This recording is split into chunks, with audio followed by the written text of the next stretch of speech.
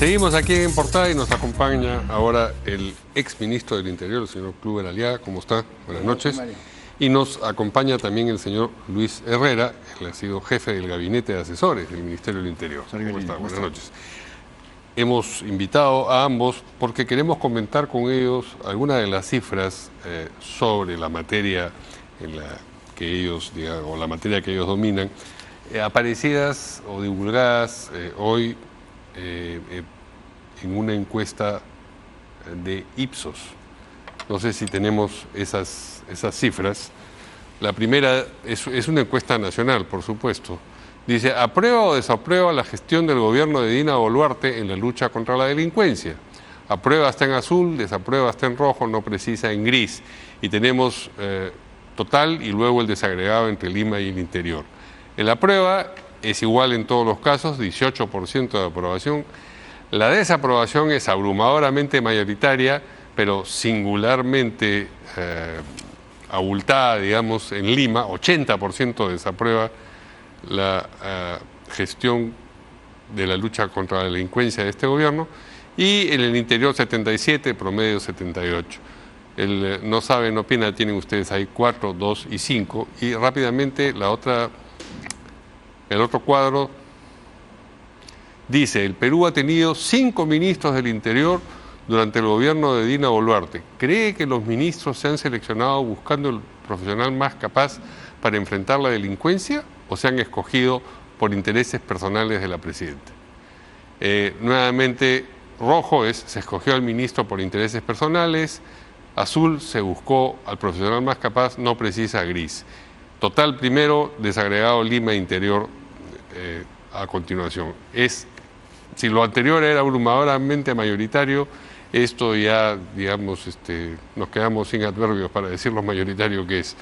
92% en total considera que se escogió al ministro del Interior por intereses personales. Solamente entre un 4% en promedio considera que se buscó al profesional más capaz. Vamos a poner la ficha técnica, que siempre es importante ponerla. Ahí tienen ustedes, Ipsos muestra 1.212 personas en zonas urbanas y rurales, margen de error, más o menos 2.8%, perdón, hombres y mujeres de todos los niveles socioeconómicos, etcétera, etcétera. Muy bien, pues estas son las cifras. ¿Qué tienen ustedes que decir de primera impresión sobre ellas? Bueno, lo que hacen las cifras es confirmar lo que nosotros ya sabíamos. No olvidemos que el año pasado terminamos con 755.000 denuncias a nivel nacional, que implicaba un crecimiento del 13% en relación al 2022, ¿no? Entonces, el crecimiento del delito en el Perú es notorio. Y eso es la cifra que conocemos. Sí. Si aplicamos la cifra negra, podemos decir que el año pasado... Son los casos que no se denuncian, dice usted. Los datos que se denuncian, los hechos que se denuncian van aproximadamente en el 17%. El 83% no se denuncia, lo que quiere decir que el año pasado hubieron cerca de 4.300.000 hechos delictivos que afectaron cerca de 13 millones de peruanos a nivel nacional, y si la tendencia se mantiene, para el año 2030 vamos a pasar de un 33 a un 41% de la población afectada por el delito. Entonces tenemos crecimiento del delito y tenemos crecimiento de la agresividad del delito. Entonces esas son cosas que la gente lo ve, lo siente, y por tanto pues los reflejos de esta encuesta además van de la mano con los resultados también de los últimos indicadores de la línea de pobreza. Sí. No olvidemos que de acuerdo a lo que ha señalado el INEI, la línea de pobreza ha golpeado sobre todo más a los grupos etarios entre 6 y 11 años y 11 y 17. ¿Y por qué eso es importante? Porque eso muestra un factor de lo que es la afectación de la delincuencia juvenil. No olvidemos que cada vez más está bajando la edad de los sicarios. Los sicarios con menor edad hoy por hoy van, general no me va a dejar mentir, en 13 años. Entonces, obviamente esa sensación general confirma estos números, ¿no? Son plenamente comprobables. ¿Qué dice el señor Aliaga? Bueno, yo creo que en este caso se confirma lo que siempre se dice en el voto popular, la voz del pueblo y la voz de Dios. Yo creo que es clarísimo, los datos de la encuesta reflejan el sentir de todo el pueblo peruano. Yo creo que compartimos esa percepción. Indudablemente obedece a que no se ha visto estrategias efectivas hemos visto cambios de ministros que no han representado ninguna mejora, ninguna estrategia. No hemos visto entrar ministros, no se ha visto... 5 en esta administración, no en este gobierno, porque Así. solamente desde que entró a la presidencia la señora Boluarte. Sí, no hemos visto en el fondo estrategias, declaraciones contradictorias entre ellos mismos. Lo que hemos visto son respuestas frente a acciones de manera tardía, una respuesta tardía también de las acciones de inteligencia. Hemos visto algunos logros que han sido propios de la policía, sobre todo en función de investigación, ¿no? ¿Se refiere usted a la recuperación de la persona secuestrada? Y otros casos, ¿no? No es el único, pero de vez en cuando vemos algunos golpes importantes que da la policía en función de investigación, pero lo hace, digamos, como un trabajo propio de la institución. ¿Y le parece a usted, señor Herrera, que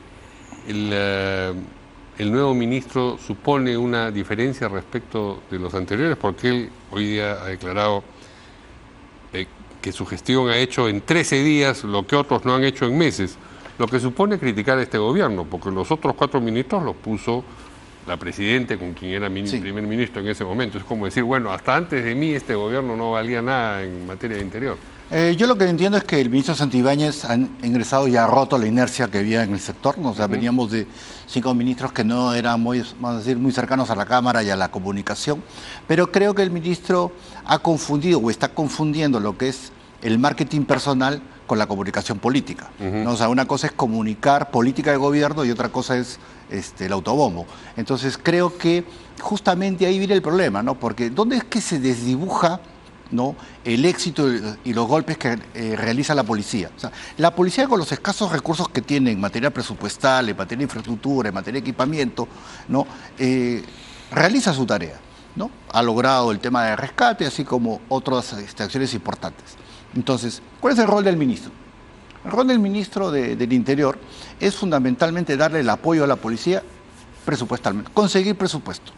No, yo fui parte del equipo que elaboró el plan estratégico Mariano Santos, sí, y el año 2020 identificamos una brecha de 23.000 millones.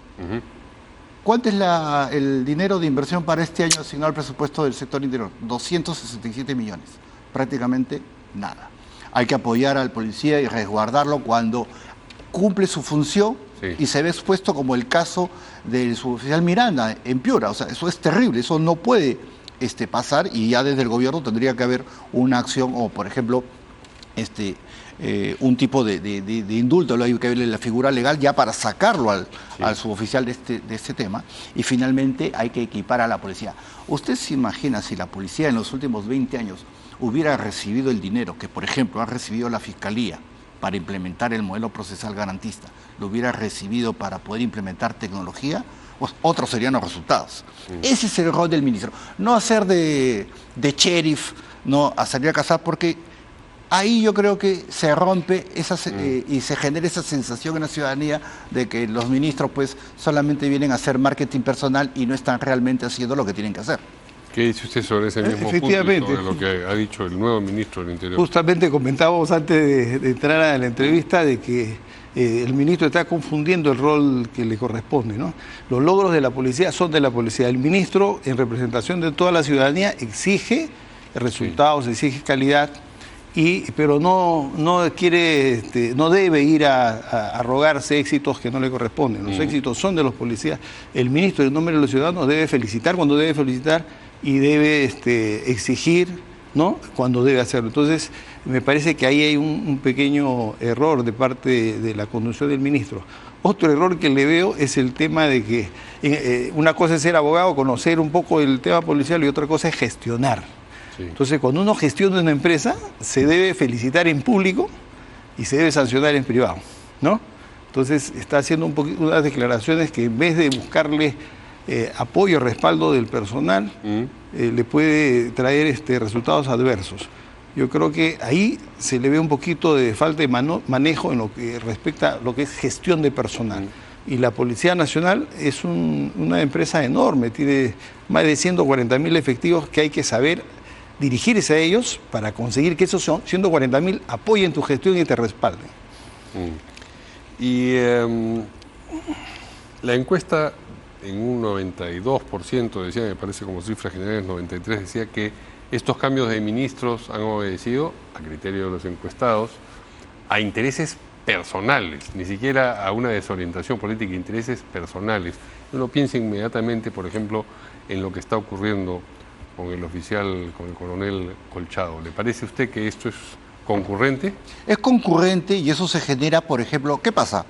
Cuando tenemos un ministro que, por ejemplo, sale que el año anterior tuvo una declaración sobre un hecho, digamos el tema de la denuncia constitucional y la posibilidad de que se acuse al presidente en ejercicio. Tenemos ministros que antes de estar en este gobierno tenían una declaración y ahora tienen otra declaración. ¿Qué es lo que percibe la ciudadanía? El interés simple de apoyar a quien está dando el trabajo en este momento. O sea, no se mantiene una línea. Entonces, ¿cómo la ciudadanía no va a percibir eso? Sí. Si primero encuentra eso en sus ministros, creo que el principal ejemplo es el Premier, ¿no? Y segundo, cuando ministros como el caso Interior u otros salen a defender una situación que tiene que ver con la comisión de delitos individuales y delitos comunes, o sea, la presunta comisión de delitos comunes. O sea, el modelo del 117, y ese es un debate constitucional importante que hay que tener, protege la estabilidad democrática de los gobiernos en el ejercicio de sus políticas públicas. Pero en ningún caso la Constitución, y así está en el diario de debates del año 93, permite la impunidad, ¿no? Entonces, nuevamente, el ministro se tiene que centrar en hablar y en comunicar sobre las políticas de su sector. Y en este caso, en el sector interior, lo principal que entiendo yo que el ministro debe conducir es el debate sobre la modificación del modelo procesal garantista. Sí. Es decir, el debate de la necesidad de devolverle a la Policía Nacional la dirección de la investigación criminal. Finalmente, entre las facultades que está solicitando el Ejecutivo al Legislativo hay algunas que tienen que ver con las materias que ve el Ministerio del Interior. ¿Usted ha visto las medidas que están pidiendo? ¿Le parece que tienen buen sentido? Yo creo que tiene buen sentido la iniciativa que viene del Congreso, tanto del congresista Surín como Fernando Rospigliosi, que buscan algo que sí es estratégico y que sí va a tener repercusión, que es devolverle la investigación en la etapa inicial a la policía. Sí. Porque la investigación en la etapa procesal la va a seguir manteniendo el fiscal.